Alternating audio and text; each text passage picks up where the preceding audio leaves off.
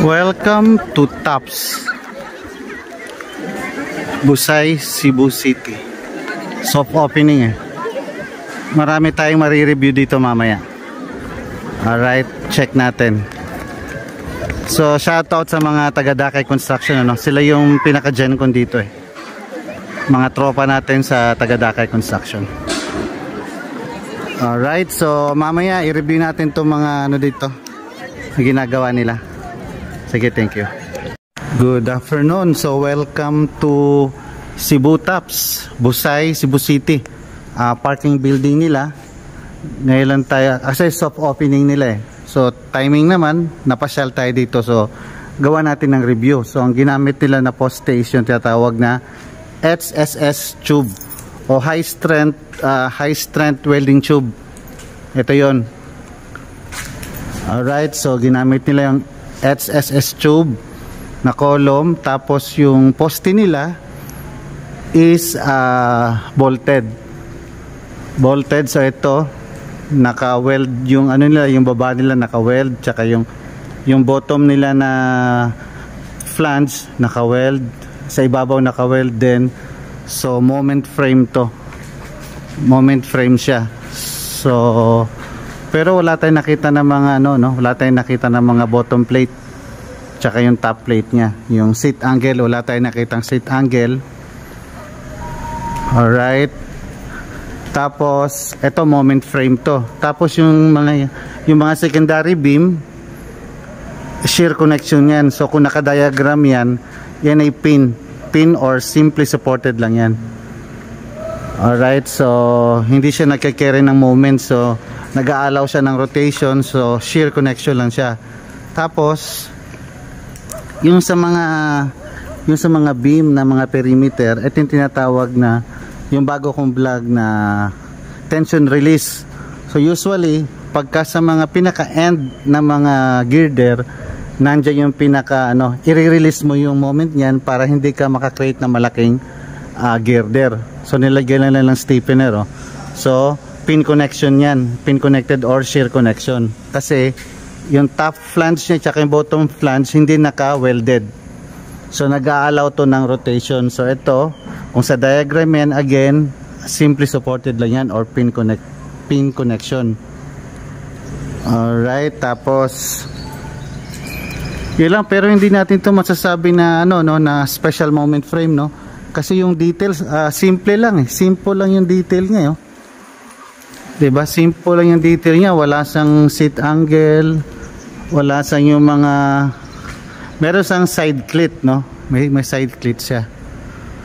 Alright, so tas yung steel decking nila okay naman. Yung pag splice nila okay, yung sa column splice nila okay din sa center.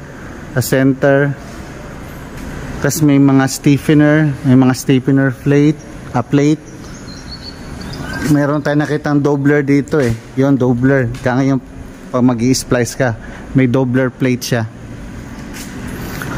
Alright, so punta tayo dun sa kabila, i-check natin. Pag may nakita tayo ng mga engineering na pwede natin na gawa ng vlog, gawa natin para sa additional learnings Sige, bye bye, thank you. Alright, so tingnan natin to. Yung una, zoom in natin. Alright, yung tinatawag na yan yung pinaka panel zone nya, may mga stiffener plate.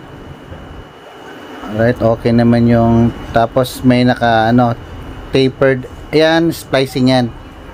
Meron siyang end plate or bearing plate na splicing. Yan, mga typical detail yan sa splicing, naka-bolted siya. Alright, bolted, stiffener. Tapos yung meron siyang girder, the same, naka-bolted pa rin. Alright, yan, bolted, typical, typical end plate with bearing plate na column splice. Alright, punta naman tayo dito sa may poste. So, merong base plate, tapos merong mga yung mga plate na yan, stiffener plate tawag dyan. Tapos yung anchor bolt nya, nasa labas ng flange o ng poste. So, consider yan as a fixed column. Hindi siya pin connection, fixed connection. Alright, tapos dito naman sa ibabaw meron siyang tinatawag na cantilever beam. Yan, cantilever beam yan. Ang tawag dyan is ordinary moment frame kasi simple welding lang siya, winelding. Wala mga extra detail, di ba? Alright, so alright, next is papakita ko sa inyo dito yung tinatawag na cantilever connection na pinaka roof nila to, no? Pinaka roof deck nila. Zoom in ko. Sige, so zoom in ko pa yan. Alright, zoom in. So, yan, yung mga naka-tapered na column, tapered na beam yan, yung tinatawag na cantilever connection. Naka-welded yung bottom tsaka yung upper flange niya, and then yung pati yung ano niya. Yan, shear connection. Shear welded connection lang siya. I mean, bolted connection. Alright, yan, cantilever pa rin yan. Naka-fix siya kasi welded. Lahat naka-welded. Yan, bolted siya, and then yung lower and upper flange niya hindi siya naka-welded, so pin connection lang yan kung idadiagram mo. Yan, kung idadiagram mo yan, fix connection yan, pero naka-cantilevered, tapered. Alright, okay, so yan yun. Alright, to summarize our review, wala tayong nakita sa project nila, wala tayong nakitang shear wall at wala rin tayong nakitang diagonal bracing. So ibig sabihin nun, ang pinaka system na ginamit na dito is moment resisting frame. Ngayon, pagka sinabi mo moment resisting frame, yung pinaka magre-resist ng puwersa pagka may lindol o pag may malakas na bagyo is yung connection lang ng poste tsaka ng beam. Ngayon, pag sinabi mong moment resisting frame, according sa NSCP 2015, meron tatlong klase yan. Merong ordinary moment frame, intermediate moment resisting frame, tsaka special moment resisting frame or SMRF. So, pagkasabi rin sa code na pagka commercial dwelling or commercial building na maraming public places, no? Obligado na ang design is SMRF. Alright, so ano bang kaibahan ng ordinary moment resisting frame tsaka sa special moment resisting frame? Pag sinabing ordinary moment resisting frame, yun yung beam mo na diretso lang, simple lang na welding, wala nang mga ibang detalye, naka-welding lang o naka-bolted lang yung beam mo sa column. Yan tinatawag na ordinary moment resisting frame. Ngayon, yung SMRF, special moment resisting frame, hindi lang na naka-welding siya o naka-bolted siya sa poste. Meron sa mga special detail. Ano yun? Yun yung idadagdag mo pa yung seat angle, yung nasa baba, bottom plate, tsaka yung upper plate.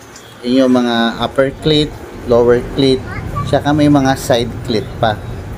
Pag may nakita kayo doon na impression nyo, yung impression nyo is hindi lang siya basta kinabit lang, na i-weld lang sa poste.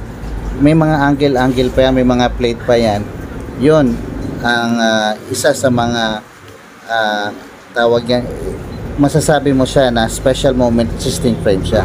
So far sa pag-ikot-ikot natin, ang first impression natin dito sa project nila is impressive yung pinaka flange nila, ang kakapal, yung poste, very good ang poste, yung kapal niya, yung sizes niya, pati yung mga beam and girders, no, wala tayong masabi, talagang walang irregularities tayo na nakikita sa first impression, sa unang tingin pa lang. Isa lang ang nakita ko, no, na isasuggest ko sana na kung maaari mag-focus lang sila sa mga SMRF connection o sa mga column and beam connection, kasi wala tayong nakikita. Since ito public place to, so obligado sila sa SMRF, so wala tayong nakita masyado na mga additional detail nila para tawagin to na SMRF, like yung mga angle, mga seat angle, top angle, mga ganon, mga cleat plates, no. Alright, so yun lang naman nakita natin mga minor, no, na napansin natin. Pero in general, impressive tong project nila. Kudos, no? Kudos sa team nila. Alright, so yan lang muna. Sige, thank you, bye bye.